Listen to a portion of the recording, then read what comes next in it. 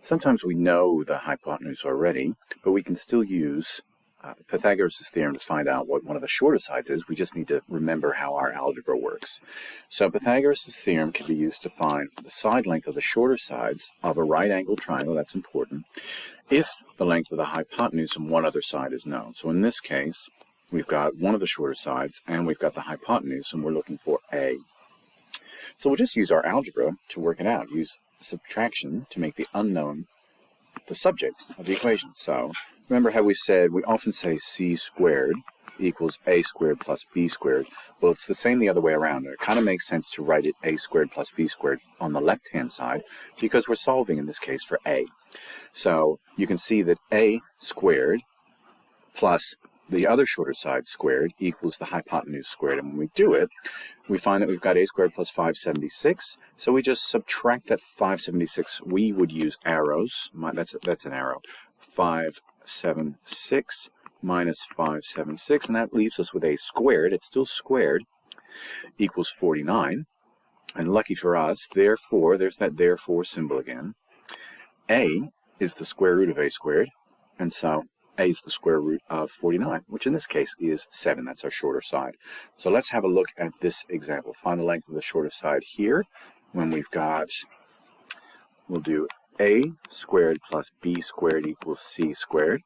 Again, we don't know what a squared is, but we know that the other shorter side has got to be 4 squared equals 5 squared, because that's our hypotenuse, because it is opposite the right angle and it's the longest side. So a squared, the number is 4 times 4 is 16.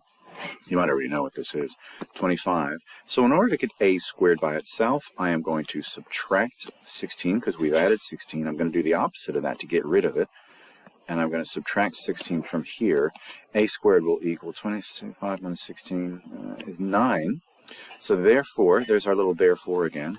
A is equal to the square root of 9, which is 3. So that other side is 3. In a more practical example, we're going to apply it.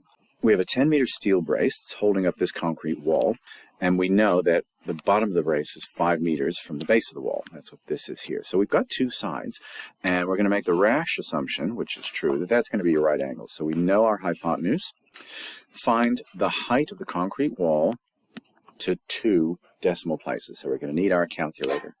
We're going to find, let's call the height of the wall, let's call it W for wall. You call it A, call it B. So we're going to substitute. We know our formula is a squared plus b squared equals c squared. Well, our unknown is going to be w squared plus the other short side is 5 squared equals 10 squared, because that's our hypotenuse over there. So w squared plus 5 times 5 is 25 equals 100. So subtracting 25 from both sides equals 75. So now I'm going to find the square root of w squared, which is w, and that is going to be the square root of 75. So I'm going to just go jump onto my calculator. So I'll use my square root button. 75 equals 8.66, holy moly.